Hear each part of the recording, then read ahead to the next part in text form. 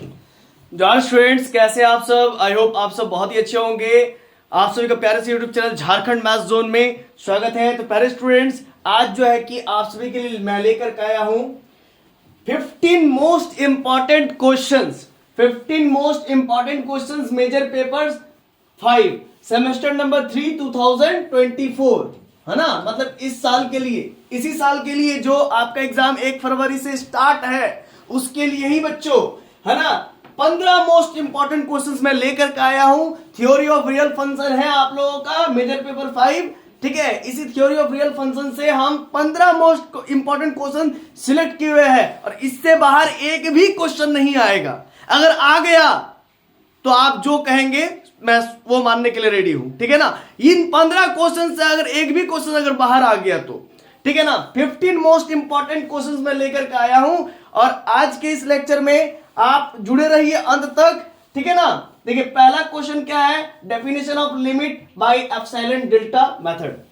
आपने क्लास 11 12 में पढ़ा होगा लिमिट का डेफिनेशन, लेकिन यहां पर आप पढ़ेंगे एप्सिलॉन डेल्टा मेथड से epsilon delta definition of limit पढ़ेंगे।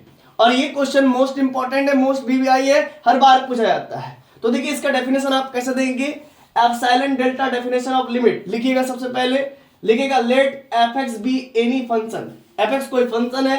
अभी बहुत ज्यादा समझने की जरूरत नहीं है और बहुत डीप में नहीं घुसना है, अभी ऊपर ऊपर पार कीजिए, बस थोड़ा थोड़ा समझ लीजिए, काम हो जाएगा। नंबर उठाना है बस यार, यही नंबर आपको एग्जाम बाद में काम आएगा।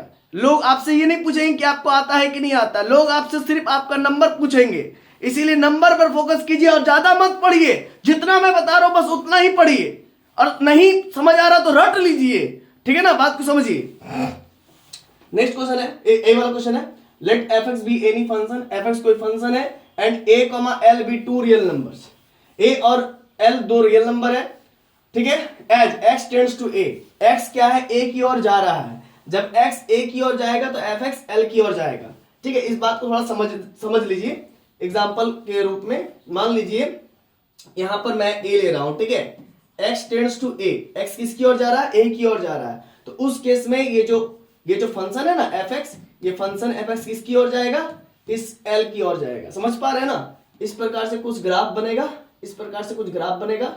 जब एक्स ए की ओर टेंड्स करेगा तो उस समय फंक्शन एफ एक्स का वैल्यू एल लिमिट की ओर टेंड्स करेगा, एल लिमिट की ओर टेंड्स करेगा, ठीक है ना। बस इतना आप समझिए, इससे ज्यादा डीप समझने की कोई जरूरत नहीं है।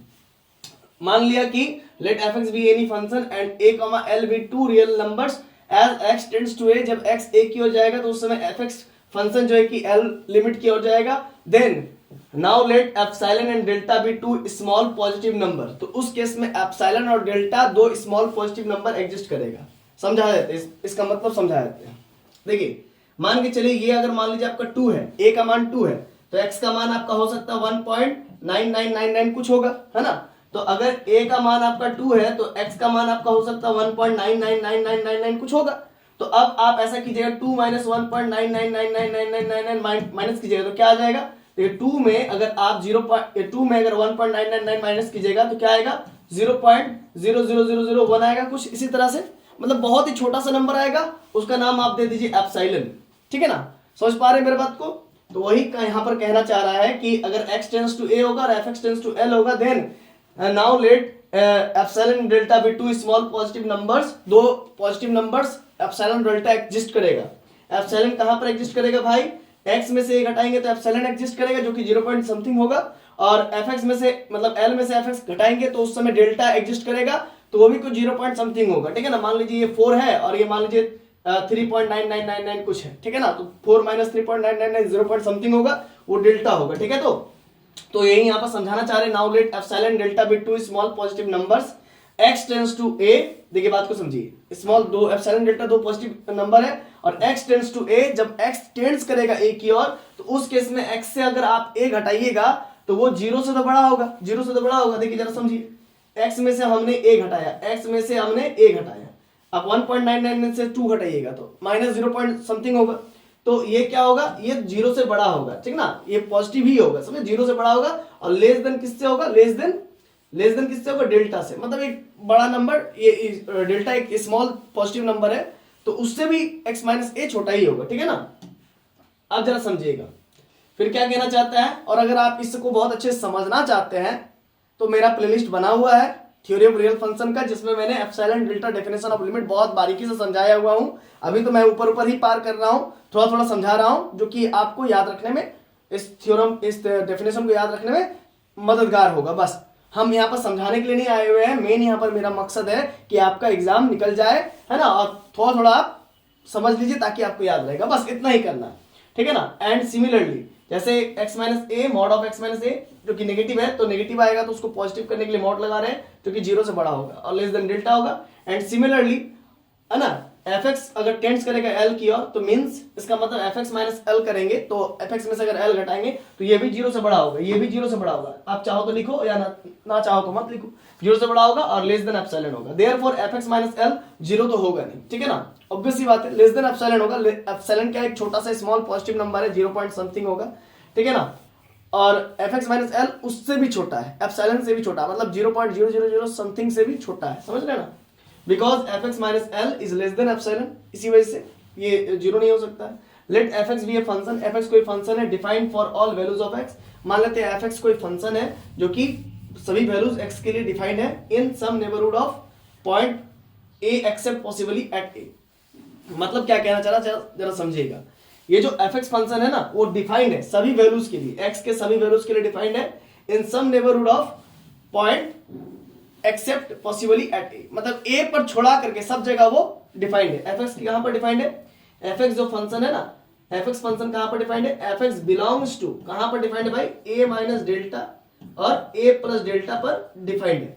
लेकिन a को छोड़ा करके जिस पॉइंट पर होना है, इस a पॉइंट पर डिफाइंड नहीं है, सिर्फ a पॉइंट पर डिफाइंड नहीं, a पॉइंट पर डिफाइंड नहीं, a पॉइंट पर अनडिफाइंड है, ठीक है ना। ये a माइनस डेल्टा से a प्लस डेल्टा के बीच में डिफाइंड है, ठीक है, वही कहना चाह रहा है।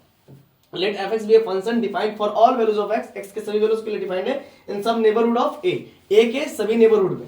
देखिए a का नेबरहुड बनाया ना मैंने, a minus delta a plus delta, ठीक है, a के सभी नेबरहुड में डिफाइंड है एक्सेप्ट पॉसिबली एट a, मतलब a को छोड़ा करके। देन ए रियल नंबर, तब एक रियल नंबर जो l आएगा is called limit of fx, तब जो एक लिमिट आएगा l, यहाँ पर जो l आ रहा है यही l को हम लोग कहेंगे लिमिट कहेंगे, है ना। As x tends to a, जब x a की ओर टेंड्स कर रहा है, if given epsilon is greater than 0, तो x अगर a की ओर टेंड्स कर रहा है तो उस केस में एप्सिलॉन ग्रेटर देन 0 हो रहा है। However small there exist a real number delta greater than 0, मतलब अगर एप्सिलॉन ग्रेटर देन 0 है तो उस केस में डेल्टा ग्रेटर देन 0 एग्जिस्ट करेगा, इस प्रकार से कि fx में से अगर l घटाएंगे तो लेस देन एप्सिलॉन होगा whenever x minus a greater than 0 and x minus a का mod less than delta. And we write, इस प्रकार से हम लोग लिखते हैं। देखिए जरा समझिएगा, मतलब हम कहना चाह रहे हैं कि x अगर a की ओर टेंड्स कर रहा है तो देन मेरा क्या हो रहा है बच्चों, fx मेरा किसकी ओर टेंड्स कर रहा है, fx मेरा l की ओर टेंड्स कर रहा है, फंक्शन fx का वैल्यू l की ओर टेंड्स कर रहा है। x जब a की ओर टेंड्स कर रहा है तो उसमें फंक्शन fx का वैल्यू l की ओर टेंड्स कर रहा है। इसी पूरे मामले को हम लोग ऐसा लिखते हैं, limit x tends to a function fx equals to l, है ना। इस पूरे मामले को इससे लिखते हैं, ठीक है ना। अब इसको इरेज कर देते हैं। आई होप आप लोगों को समझ में आ गया होगा, जितना मैं लिखाया हूं उतना ही एग्जाम में लिख के आना बाबू, है ना। ज्यादा दिमाग लगाने जाओगे बहुत दिक्कत हो जाएगा फिर बाद में, ठीक है ना। जितना मैंने बताया है बस उतना ही करके आइए, आपका काम हो जाएगा क्लियर, ठीक है ना। आपको बहुत अच्छा मार्क्स मिल जाएगा। आई होप ये सब समझ में आ गया होगा आपको, ठीक है। मैंने बोला 15 क्वेश्चन, तो आज मैंने एक क्वेश्चन बताया और फिर इसके बाद एक और वीडियो आएगा, फिर उसमें एक क्वेश्चन बताएंगे, फिर ऐसा इस प्रकार से, ठीक है। तो क्लियर है कॉन्सेप्ट, ताकि आप लोग बोर ना हो पढ़ के, ठीक है। तो है ना, टोटल 15 लेक्चर्स, 15 वीडियोस आएंगे, उसमें 15 मतलब एक वीडियोस इसी प्रकार से रहेगा, छोटे छोटे वीडियोस रहेगा, ठीक है ना। चलिए बहुत बहुत धन्यवाद आपका इस लेक्चर में जुड़े रहने के लिए, और मैं आगे का लेक्चर्स तभी लाऊंगा जब आप इस वीडियो को अपने दोस्तों के बीच बहुत ज्यादा भरपूर मात्रा में शेयर कीजिएगा तब। धन्यवाद तब तक के लिए।